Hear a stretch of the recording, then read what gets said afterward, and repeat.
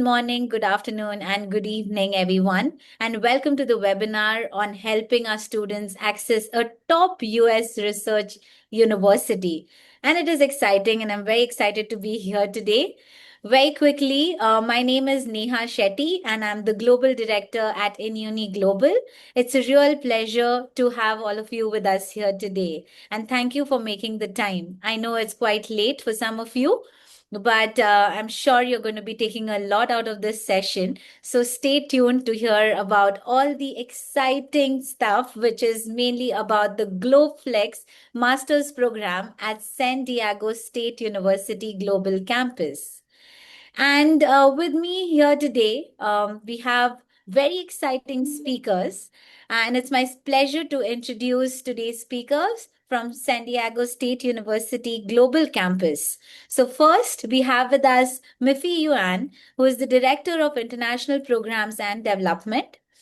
Miffy leads the development and expansion of SDSU Global Campus, an international partnership and the initiatives, working closely with institutions and organizations around the world to create innovative pathways and global learning opportunities for students. Thank you so much, Miffy, for joining in today. It's a pleasure to have you here. Thank you. Hello, everyone. Perfect. And also joining her is Dr. Shweta Sarkar. She is the Senior Associate Dean of Global Campus, Interim Executive Director of International Programs, and Professor of Electrical and Computer Engineering. Dr. Sarkar provides strategic leadership for the Global Campus while overseeing international programs and partnership.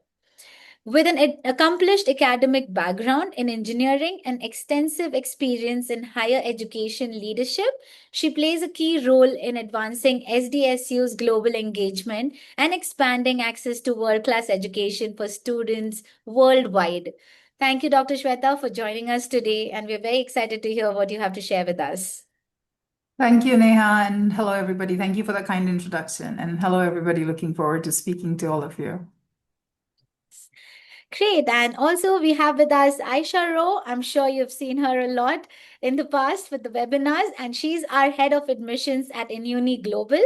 Aisha leads the admissions team, working closely with university partners and education agents around the world to support prospective students throughout their application journey. With extensive experience in international admissions and student recruitment, she is dedicated to ensuring a very smooth and supportive admission process while helping students find the best opportunities and to achieve their study goals. So thank you so much, Aisha, for joining us today, and we're excited to hear what you have to share with us for the admissions. Thank you, Neha. Thank you, everyone. Hope you enjoy the session, and I'm here to answer any questions at the end. Thank you. Perfect. Amazing. So, just before we begin, I want to quickly mention that this session is being recorded, and we'll be sharing the recordings with all of you after the session. So you can pass it on to your team members and the students specifically.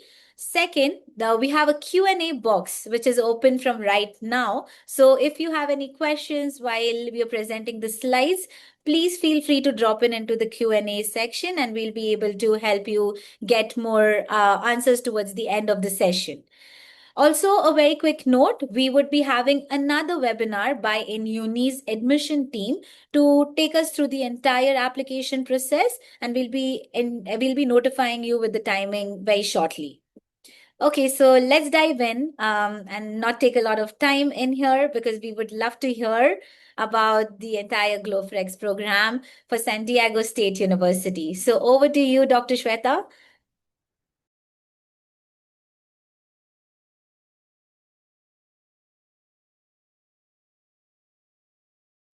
Sorry, guys. I'm better than that. Hello, everybody. I'm told that you have been already given the slides, so I'll keep my talking to the minimum and focus more on the content of the program. We are from San Diego State University. San Diego State University is a part of California State University System, CSU. CSU has 22 campuses. It's the largest public university in America. It has existed for 129 years. San Diego State University, our campus, is the flagship campus. Our campus alone has 42 to 45,000 students, and CSU together has more than 500,000 students. 1 out of every 8 graduate in the United States is a CSU graduate. So just wanted to give you an idea of the reach of the credibility of this university. We're very highly regarded by employers all over the country, and our students find employment in top-notch companies in this country. Also, we are an R1 university, and in the box that you see in the red box, that's one of our one of the things that we highlight. We are a research tier 1 university. It's a very, very prestigious. Out of the 6,000 universities in America, 187 of them are designated as research category 1 university, which means the funding that we bring in, the kind of research that happens on campus, our professors, the talent that we hire, both in terms of our faculty, our staff, and our students, all have to be beyond a certain threshold in order to get this designation. So with that, I want to move on to the next slide. So all of this to tell you guys that when you are talking about our university to the students need to have confidence in what are they investing their time and money in, and the fact that the degree is credible. So everything that I said was not to brag, but to drive that point home when we talk to students. Okay, SDSU by the numbers. I'm going to skip this part. Data, all very impressive, but I leave it to you to read that, and always here to answer questions. So let's go into the GlobalFlex. That's what we are here to talk about. We can have the next slide, please. So GlobalFlex is a modality. We are offering this particular modality for 2 of our master's degree program, Master's in Computer Engineering and Master's in Big Data. So I want all of you to know that both these degrees come in 3 different modalities. One is the 100% face-to-face, another is the 100% online, and then the third one is the GlobalFlex, which is a very unique modality, and that's why we choose to focus our time talking about this particular one, where a student gets to start the degree program. We can go to the next slide. Gets to start the degree program right here in this picture from their home countries. So the first semester they're in their home countries after they have received admission with us. So I want to make that very clear. They apply to this program, get admission by San Diego State University.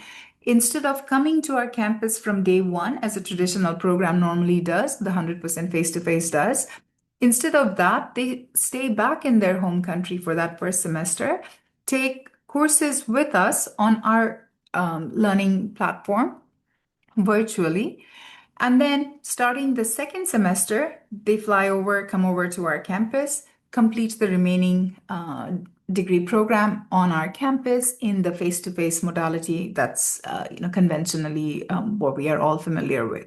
Okay, so this hybrid combination of first semester online and the remaining program face-to-face is what GlobalFlex is about. The suggested pace of this program is all our master's degree programs, especially in STEM, comprises of 10 courses. So we suggest that a student takes 4 courses in semester 1, and you see that in the black box there. So 4 courses in semester 1, and then when they come to our campus, semester 2 and semester 3, they take 3 courses each in person. For international students, when they are on an F1 visa, they need to take 9 graduate units to remain in the full-time status. These 3 courses, each of our courses, 3 units. So this ticks that box that they will be full-time enrolled. Okay, and in this fashion, so if they stick to this pace, they can complete the degree in 18 months. Okay, and that's a big benefit. Why would students want to do this instead of the traditional 100% face-to-face? The first box that you see, lower cost without compromising quality, that to me is the biggest benefit. A student saves a minimum of $30,000 in this modality. For the exact same degree program, exact same transcript, exact same faculty teaching them the program, and the exact same curriculum that they would have received if they were to go into the 100% in-person modality. Okay, so everything staying same, it's a 30,000 US dollar saving minimum for the student. And why do I say minimum? It comes in the cost structure. The 100% face-to-face modality has the way the tuition is architectured there. Every semester that a student stays on campus, regardless of the units, regardless of the number of courses that a student is taking, a student pays about $1,500 as international student fee, $50 per semester as campus fee, $5,000 to $4,000, depending on whether the student is full-time or part-time, as international tuition, in addition to the tuition that they pay for the units they're taking. Okay. GlobalFlex absorbs all those additional costs. A student only pays for the number of units they're taking, and that brings down the cost significantly. Also, the fact that they spend lesser time on campus brings down the living expense for this program significantly. Southern California is an expensive place to live. So when you cut out a semester's worth of living, do the heavy lifting of 4 courses in the first semester from your home country, and then complete the remaining 6 so that you can fit them in 2 semesters. It cuts down on the living expense, so the rent, the food, utilities, incidental cost, all of that.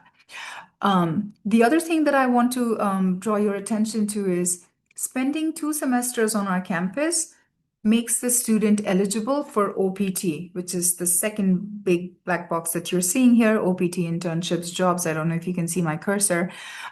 So OPT stands for Optional Practical Training. This program makes students eligible for 3 years of OPT. Okay.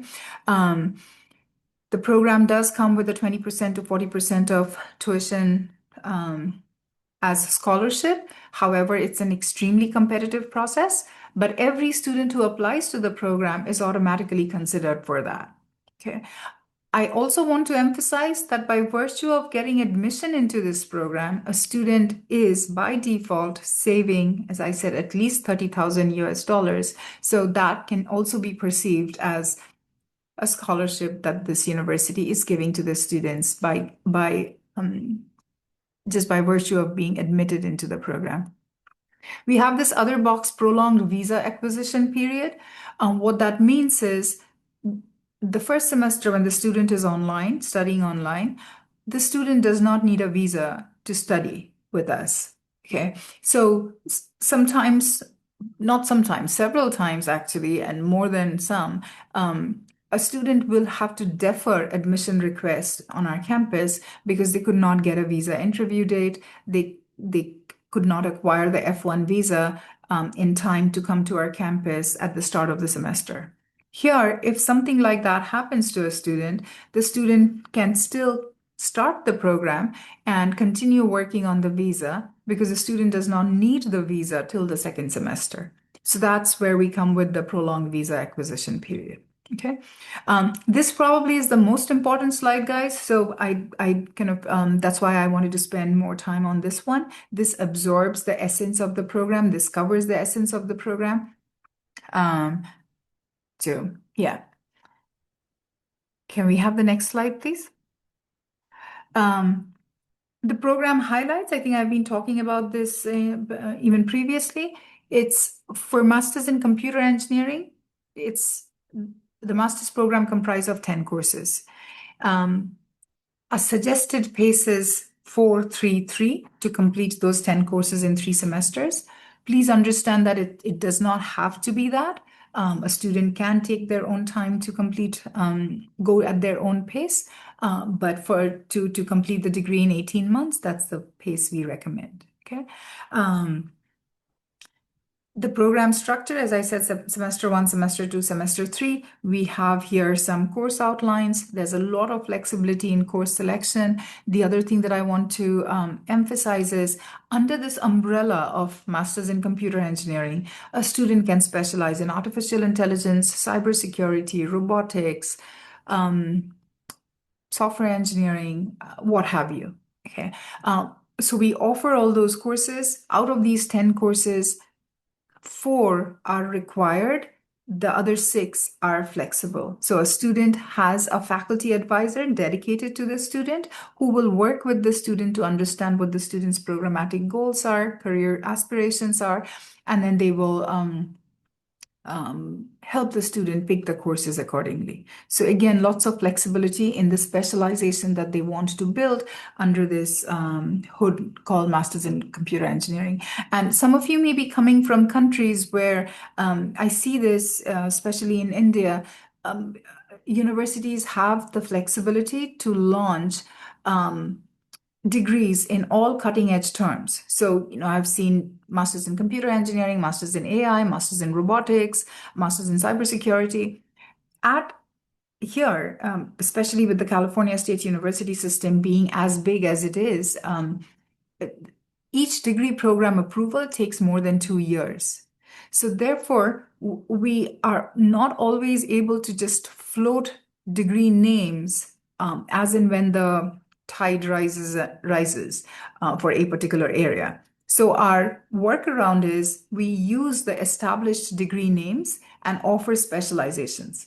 When a student goes for a job interview, they are interviewed on their skill sets. And every hiring company understands when they look at a student's transcript, the courses that a student has taken, and will know that a student knows the subject matter, be it AI, be it robotics, be it cybersecurity. So a student does not lose anything. That was my timer to stop talking when they, when they take the path that we offer them. Okay, so that's something I wanted to emphasize. Tuition and financial overview. Again, I think I'll dip into this when we talk more about the details.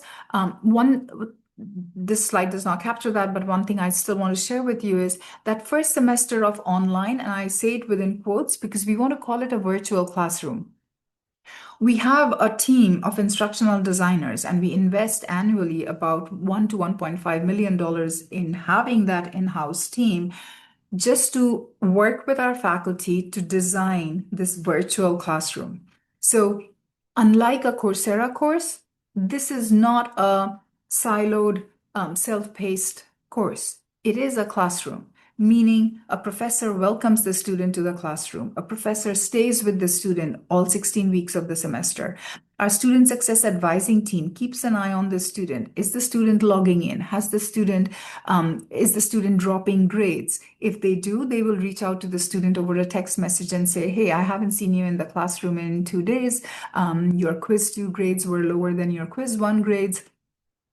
Is there something we can do? Are you talking to the faculty? Are you setting up meetings with them? Please make use of their office hours. So a student will have a face-to-face with the faculty just the way you and I are talking now at a mutually convenient time.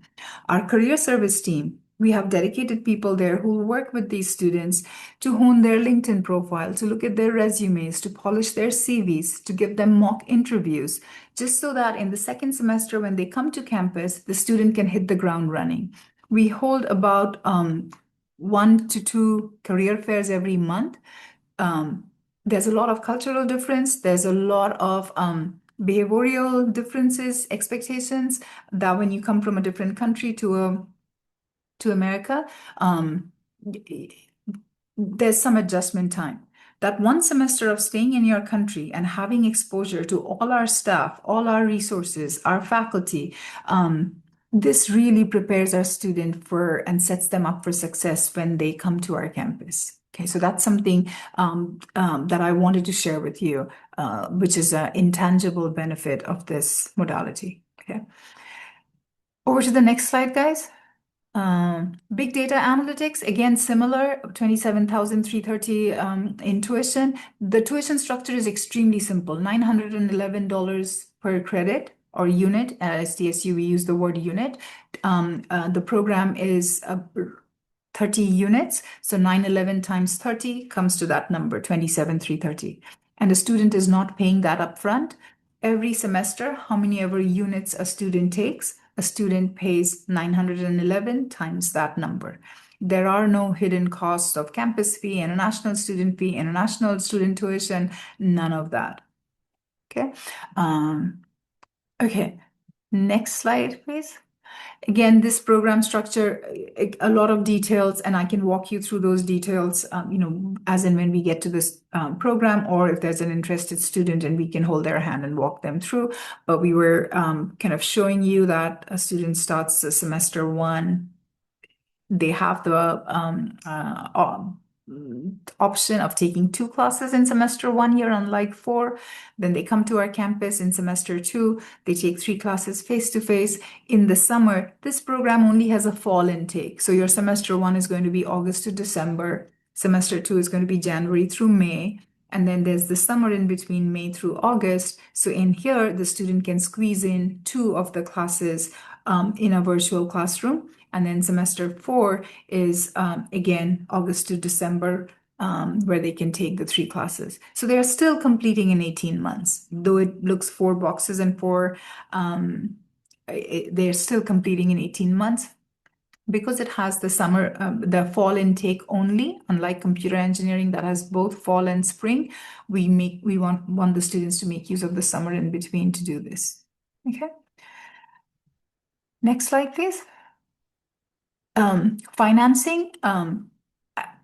Roughly, guys, the starting salary from both these degrees is a minimum of $100,000. Big data, computer engineering roughly is higher than $100,000. So 1 lakh for countries that use the lakh, 1 lakh US dollars.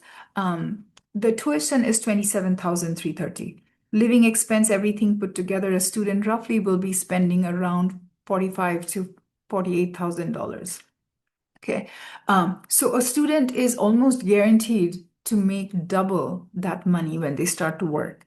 What we are showing here is 2 opportunities of private funding. We are not bound to any of them, but these funding sources, and we showcase them because it's very difficult to qualify for these funding. They have very generous loan plans and repayment plans, but they only extend it to students who come in to certain universities, certain degree programs. And SDSU's computer engineering, big data both qualifies for this. So that also lends more credibility to the program, especially for parents who are making these decisions. The student, when they come to campus, they have the option of working. We roughly pay $17 to $18 an hour. 20 hours a week is what a F1 student can work. They can work as teaching assistant, graders, research assistants, and then other job opportunities. We have a stadium here. We have spoken to them. They give our students, the GlobalFlex students, their first priority to recruit. So all that is also very available to the students. Okay. Next, please. Campus experience. It is a beautiful campus, and I'm pretty sure everybody who talks about their campus says that, but this really is. Feel free to look it up on the internet. You cannot beat the San Diego climate. The summers don't get hot, the winters don't get super cold. There's no such thing as the rainy season with water clogging, et cetera, et cetera. So we are really blessed, and we pay a premium to live here. So the cost of living is not the cheapest, but it's worth every bit. Okay. Also, I think the last 03 is what I want to focus on. The student receives lots of handholding, housing, the visa process, the housing process. We have dedicated staff who works with students to help them in all these areas. Okay. The state-of-the-art research, as I said, we are an R1 university. A student will not find any dearth of intellectual minds on campus. We do not have graduate students teaching courses. We do not pick up people from the streets. And with all due respect to practitioners, people in industry, they do not teach our courses. We have extremely decorated faculty who teaches our courses. So a student's experience in terms of research, in terms of learning capability, it's one of the best and the most cutting edge that a student can expect. So, and in addition to the clubs, et cetera, you can read them for yourselves. They're all there. Okay. Next slide. These are two of our current students. We can put in touch students who are interested in this program. These students have very generously offered their time. They'll be happy to talk to any potential applicants. So do make that offer available to our students. We have more students than these. We just chose to highlight them. And then the next slide is me with Parshav just graduated, and Parshav, actually his master's thesis was published in a tier 1 conference that was held in Vietnam. So we funded Parshav to go all the way to Vietnam to present his paper. So that's, and I was his master's thesis advisor. So that's me and Parshav when he graduated. I guess that's where I stop speaking and I hand it over to Neha. Thank you, everyone. I'm going to just jump in now for Neha. She had to leave the call, unfortunately. But we're now over to admissions and requirements. So as Neha said previously, we are going to talk about this more in a separate webinar, but we're going to give you an overview now. And please do drop some questions in the chat box if you have any additional information, if you require any additional information. But Miffy, I'm going to hand over to you first, and then I'll jump in afterwards. Thank you. Thank you. So as everybody here are very familiar with how most of the U.S. Universities' admission requirements are, they're usually asking for academic transcripts, that they're usually asking for English proficiency and all of that. So for our two programs that we are specifically talking about today, the computer engineering, it's actually a very I don't want to make it sound easy, but it's actually a very simplified application requirement. It's their academic transcript, academic records, their degree if they already graduated, and then also English proficiency. As you can see, there are different kinds of English tests that we would accept. And I want to apologize. I put the wrong score for the IELTS. I was meant to put it under TOEFL because they now have a new system for the scoring. But basically, their academic documents, their English proficiency will be good enough for us to start reviewing the admission application for the computer engineering program. And as we mentioned earlier, this program has two intakes, spring and fall, and we're now actively accepting application for spring 2027. So if any of your students have a high potential, he or she can still apply and submit their application now for the spring 2027 intake. And then if we move on to the next slide for the master's in big data analytics, basically, essentially the same required document, academic documents, English proficiency, but there is a little bit more for this program. Meaning we will ask for a letter of recommendation, statement of purpose, and resume, and then also digital portfolio. The good thing is this program, at least if we're looking at the timeline now, this program's next opening is for fall 2027. So if any of your student interested in this program, he or she have enough time to prepare for all those required documents besides the academic transcript and the English proficiency to apply for this program. And both program, the application fee is $70 US. However, we will consider on a case-by-case situation where sometimes we can waive the application fee for student. And I know that Aisha and her team will be able to provide you with more information when we get to that point. And then so now I will pass on to Aisha to talk about the overall application process. Thank you, Miffy. But before we do that, if we could just go back one, please, Jinx. I just have a few questions about the requirements. So is there any information you can tell us about the digital portfolio? that may be useful for our agent network to understand what the requirements are and how they should be uploaded or provided? Yes, so all those supplemental supplemental document that is required for the big data analytic program, the student will submit it through a platform called Slate, whether it's the recommendation letter or the digital portfolio. The digital portfolio, I actually have some information from the faculty director, and I can share with everyone. I just have to find it in the email, but basically it's anything. It could be a website the student created, what under during their undergraduate study, or it could be some sort of a proof of, let's say, programming in a documented in a PDF document, things like that, to basically show it to the review team that the student do have the knowledge in related subjects, so that the student will be successful moving forward if they are admitted to this program, right? I am with a business background. I don't have anything to prove that I have these kind of knowledge, so I would not be able to succeed in this program. So the digital portfolio, it could be in any form. It doesn't have to be a specific form, or it doesn't have to be super fancy like a complete website, but anything that can prove that the student have the related background, that will be enough to submit. Thank you, If Miffy. That is really useful.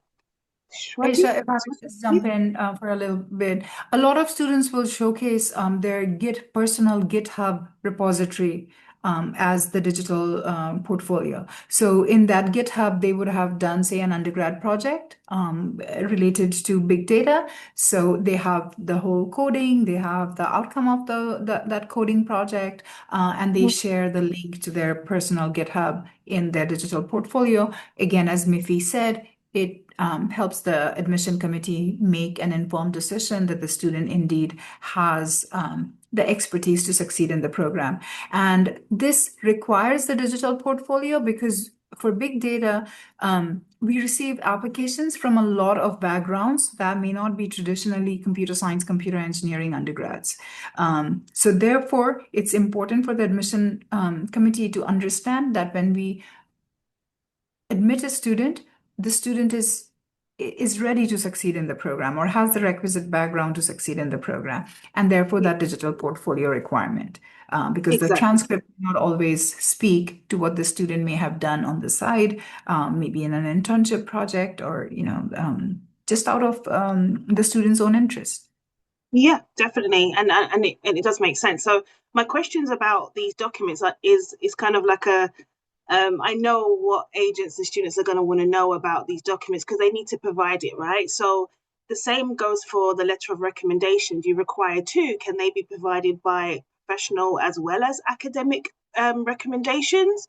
Right? Yeah, definitely. And is there any restrictions to these recommendations? Do they need to be dated within a certain period of time? No. Okay, great. And in terms, sorry, go ahead. I mean, somebody who has not seen the person for the last 10 years definitely doesn't qualify, right? But Yes, of course.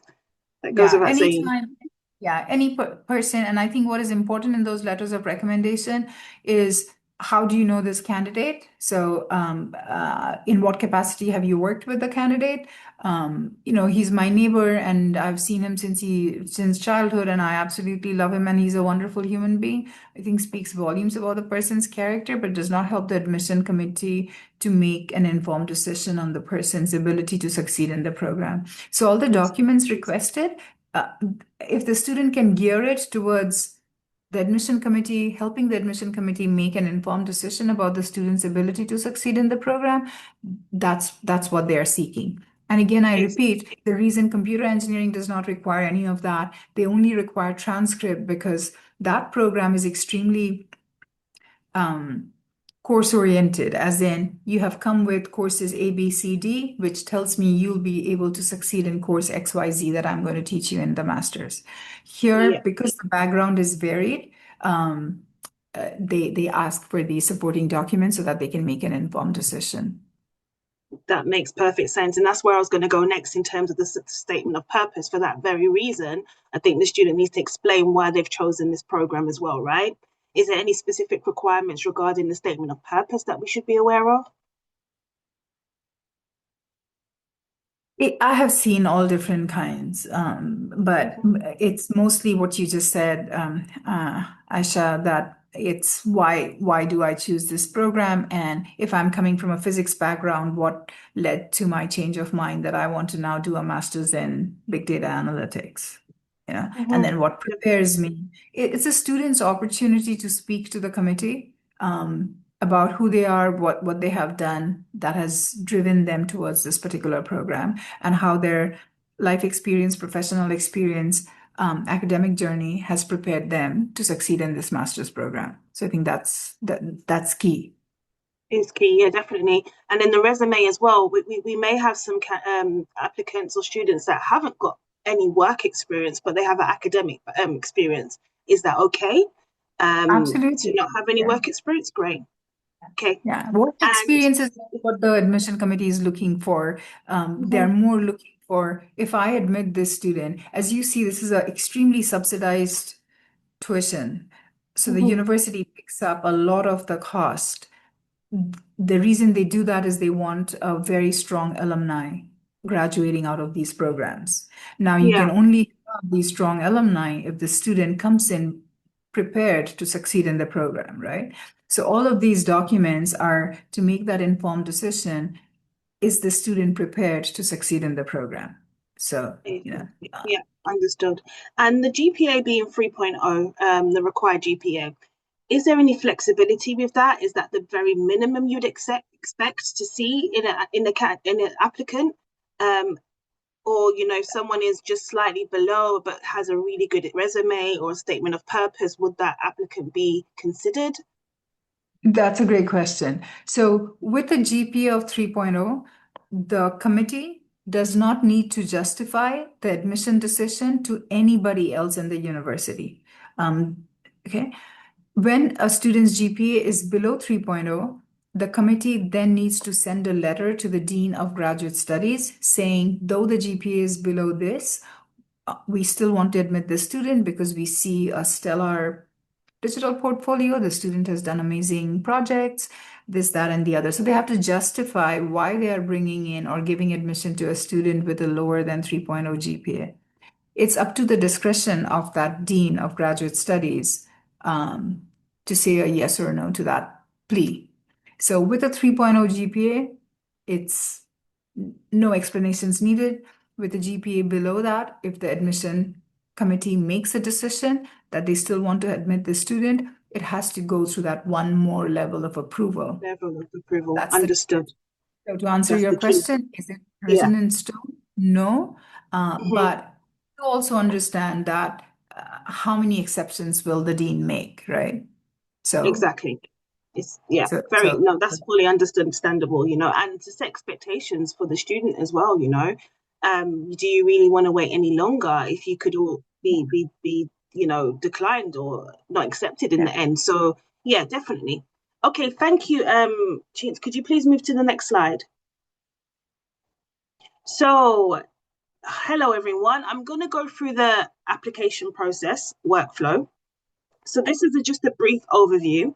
As I said, I will be having a separate session with you to go into the granular details of this process. So if I walk you through this in slide 1, the student or your sales agents will support the students in completing a registration form within Uni Global through their portal. Once that's done, you will then be directed to complete your application form with the Cal State Apply application. We will give you all those details to how to do that. As well as a guide to support you and the student to submit the application.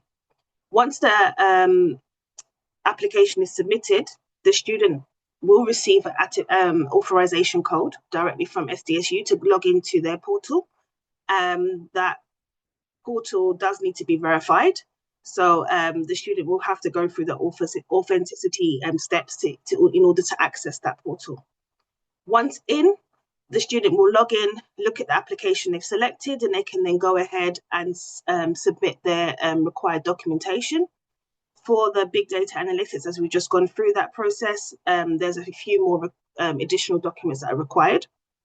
And then once the documents are submitted, the student's application is then reviewed by the graduates admissions team.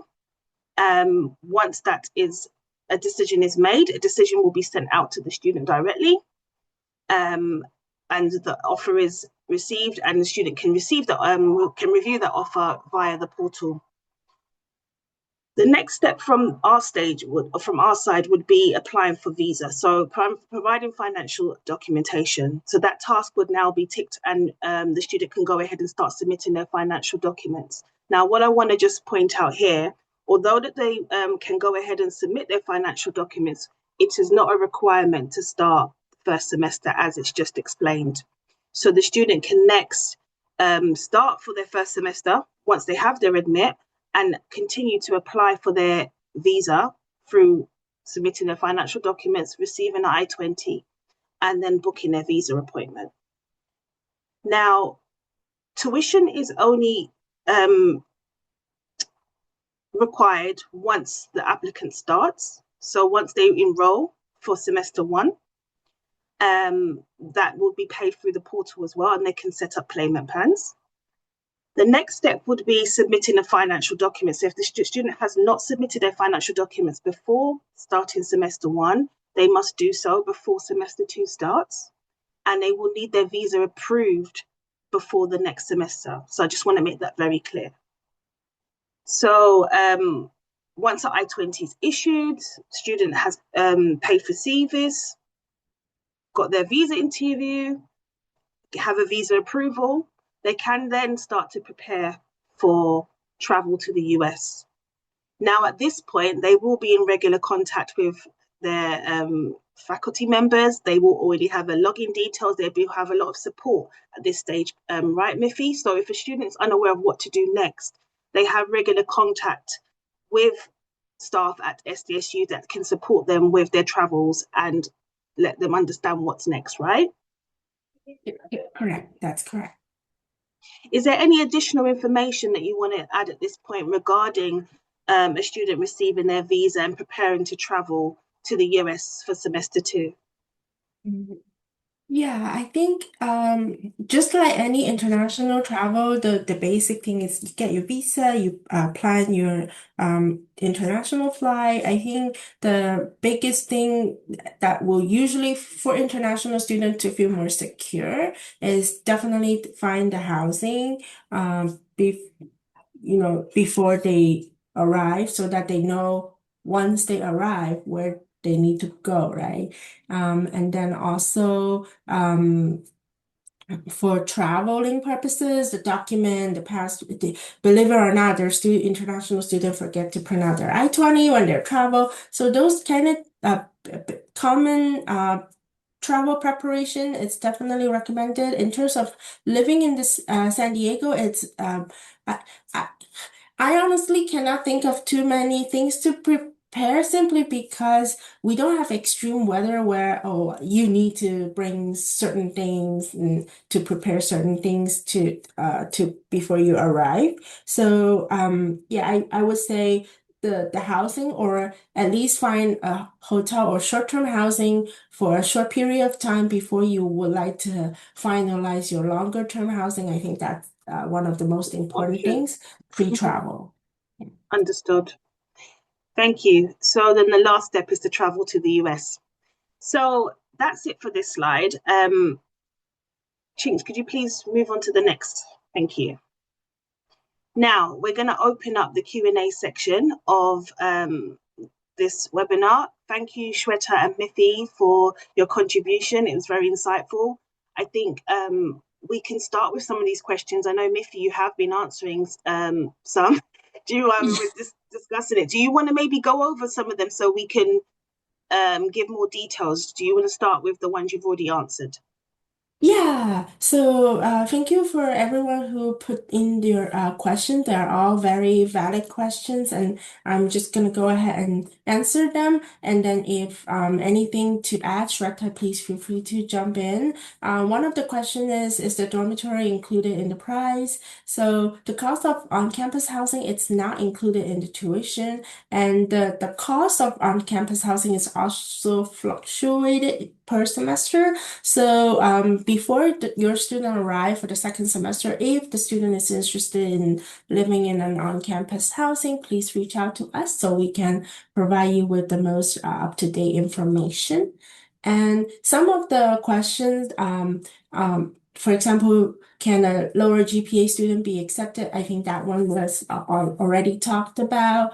The 100% face-to-face modality can student apply? Of course, international students are welcome to choose the more traditional modality program offered by SDSU. However, as I mentioned in the answer, the application cycle, the cost of attendance, the corresponding office, everything will be different. And then also, it's not part of our partnership with the Gus in Uni Network, just for your information.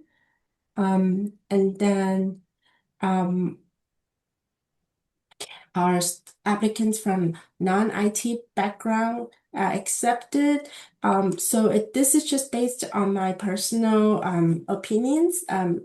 If a student does not have the related background, in theory, yes, they can still apply, but it's gonna take them a while for them to complete all the prerequisite courses at SDSU in a different program first, and then apply for any of these computer engineering or big data program. So again, just my opinion, it may not be ideal or appeal to the student because they will need to first invest in taking all these classes.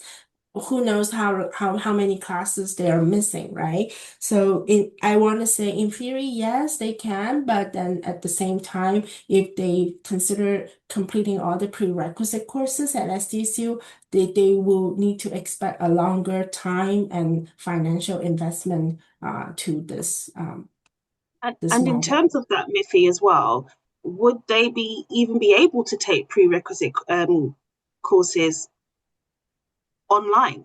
Does it have to be taken on in person? So we have to also consider that too. I mean, in addition Mhm. to those extra costs. Yeah. Mhm. The courses that are required for, so the answer is slightly different for the two, as Miffy said. For masters in computer engineering, the fundamental courses are unfortunately not offered online yet. So, say an introduction to programming, data structures, algorithms, operating systems, the fundamental knowledge of computer engineering, those we don't have those courses online. Our master's program assumes that a student comes in with that background already. But if a student gathers those courses from somewhere else, that's fine. It doesn't have to be an SDSU course, Mhm. but we would need proof of those transcripts, the fact that a student has that knowledge. Um, so that's a possibility. Again, as Miffy said, it's investment of time, it's investment of finances, effort, no matter where the student picks up those courses.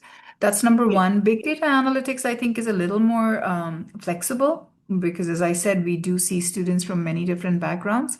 And I highly encourage the students who will be applying to the program to go to our website and see the course offerings. So we have all the courses listed. So a student probably is the best judge to understand, does this course, will I be able to handle this course? Do I have the prereq for these courses? And I also want to share this with all the participants here. Because we are a public university, almost everything that we offer is publicly available. So if you take the course name, say SDSU, the course syllabus, the assessments, the previous exams, all of this will appear online. And we make those documents public.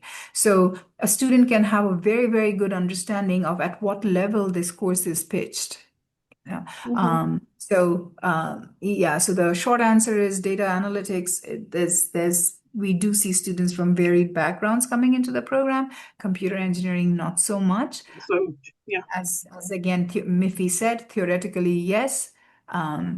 Practically, how much is a student willing to commit to bring themselves up to speed to succeed in the master's program?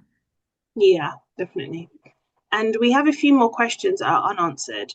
So, Yeah. one regarding the tuition deposit amount and the student, how much the student needs to pay before starting. I believe I kind of touched upon this, but Miffy, do you want to jump in here? Yeah, there's no tuition deposit required to secure the spot or security admission. The tuition will not kick in until the student are actually registered in classes, and the student pay per semester based on how many classes they are enrolled, especially the first semester, and therefore they don't have to pay for any tuition until they are enrolled in classes. Yes. And And to if I double may down also on that as well. add, Oh, sorry. Go ahead, yeah, Sweta. I just wanted to add to everything Miffy said, to give you concrete timeline. Our classes begin, say, August 23rd. A student say, will pick their classes, say, around July 31st, okay? And August 23rd is when classes are beginning. Miffy, correct me if I'm wrong. I think their window to pay for those classes that they have picked is about middle of September. So, a student starts their courses and still haven't paid for the course, and they are allowed almost a month after the course begins to pay for the courses. And we do this just so that, say, a student starts the course, realizes this is not what they can handle, they drop, just so that there's no, giving the money back, et cetera, et cetera. So, We're only able to do that because you're online, right? So because the student isn't actually in the US yet, right? And believe they it or not, are we extend this feature even when the students come to our campus. understood. But in terms of the agent network, understanding if a student is going to stick and haven't traveled yet, right? So they're enrolled, but unless they attend classes and they pay their deposit, then we don't know if they're going to be our student, right? So I'm thinking from an agent's perspective here. I understand that the university is very flexible with that, but we would want payment at a certain point just so we know that the student is attending, right? But we are only able to do that in this instance because the student is still in their home country, they haven't traveled. So thank you for explaining that. It's very clear, and that's something we would keep track of as well. So we know when students enroll, we will support them. We may have some students that have difficulty with their connection with the internet, and that's why they're struggling. So we will have a lot of communication with the student, with the university, and with you agents as well, keeping you updated on this once the student has started classes. Next one is regarding the scholarship. So Miffy, we did speak about, well, actually I think it was Shweta that spoke about the scholarship because it is very competitive. In terms of when it will be offered, do you want to maybe explain that a bit more? Yeah, I can Regarding take its that short term? question. Mhm. And then Miffy, you can answer the remaining two. How will be the scholarship offered depends on what. So the way the scholarship, so if you're asking on what criteria does a student receive scholarship, the criteria is mostly the academic accomplishment of the student. And it differs between computer engineering to big data. For computer engineering, we strictly go with the student's transcript. High GPA students, the relevance of the courses that the student has taken. And if you notice, all my answers are always coming down and focusing on what is the probability of the student succeeding in this program. So the scholarship is given to students who have shown very high academic merit in their undergrad. So in the computer engineering program, pretty much I would say 90% of it is based on the student's transcript. Okay. In big data analytics, they do consider, because they ask for a lot of input, like the digital portfolio, CV, letters of recommendation. So they do a more holistic look at what the student is bringing to the table. But I would still say a lot of it is the student's transcript in their undergrad. How was their academic performance? So that's the criteria. Did that answer the question? Think it did as well. And just to understand, when a student is being awarded the scholarship, how is that done and when? Yeah. So the way it's done is, again, great questions. The admission decision will not have the scholarship information because the admission decision is rolling, meaning as and when applications are coming in, we make decisions, based on that application. We don't wait for the whole pool, and then make a decision. Okay. So the admissions are rolling. Our admission decisions are made on a rolling basis. However, the scholarship decisions are made after the entire applicant pool is closed. At that point in time, we see how many students have received admissions, or we have extended admission offers, and then we look into that pool to see what the GPAs are looking like, for big data, what are the other criteria, or what's the overall student portfolio looking like, and then we make the decision for scholarship. The scholarship information is communicated much later.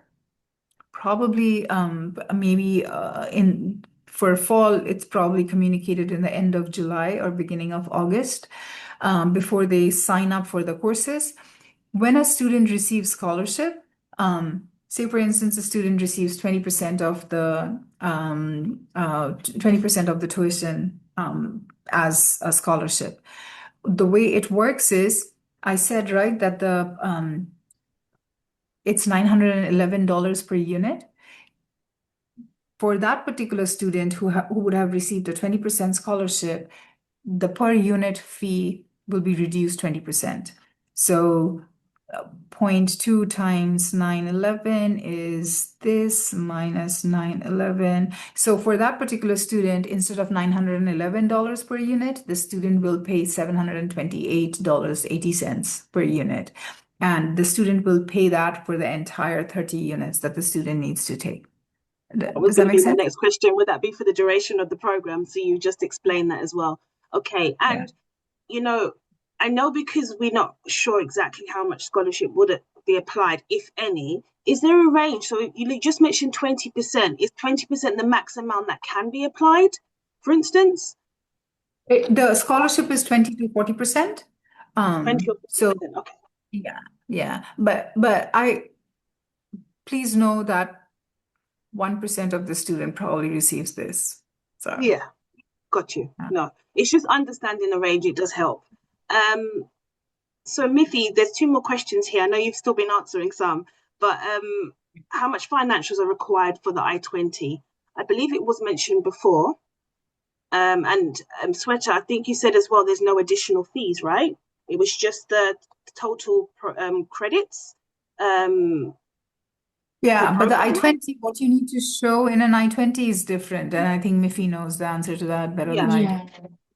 So for I-20, because it is linked to the visa and for better or for worse, we wanted to present that the students are able to afford the program and living in the US. So especially when they go to applying for the visa, right? So every academic year, the university's requirement is a little bit different. And to emphasize, this is just to show how much they have. It's not how much they have to spend by joining this program. So I'm looking at the document right now for the academic year 2026-2027, with living costs, tuition, all like insurance, course material, everything all together. For a graduate student, the university is asking for about 51,000 to show on the account in order to issue the I-20. Again, this is just to show. They don't have to they are definitely not going to spend that much money by joining this program, especially a lot saving in the living expenses because of the first semester being fully virtual. And then next academic year, it may be the same, it may be different, but we can also update everybody by the time that next academic year kicks in. And I think there was a question about whether or not the programs can be completed within 12 months. Is that something that can be done? I don't think it's I don't think I want to say I don't think so because there are a lot of depends on when the students start, what classes are available each semester. Remember, we're using the same set of professor to teach, right? We're not randomly drag someone so that we can offer all the courses every semester. So 12 and then also the more classes the student is taking, the less focus they can contribute to each classes. In theory, the grades are not gonna be as good as when they only take a certain amount of classes. There is a GPA requirement for the student to graduate from the program, which is 3.0. And when it's at graduate level, and I'm not saying that the students are not able to, but it does require a lot more attention and dedication than when they completing an undergraduate program.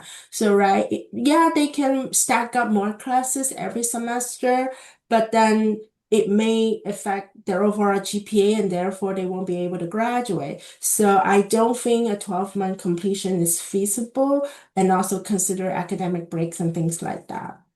Yeah. So the maximum courses per semester, well, should be around 4, right? No more than 4.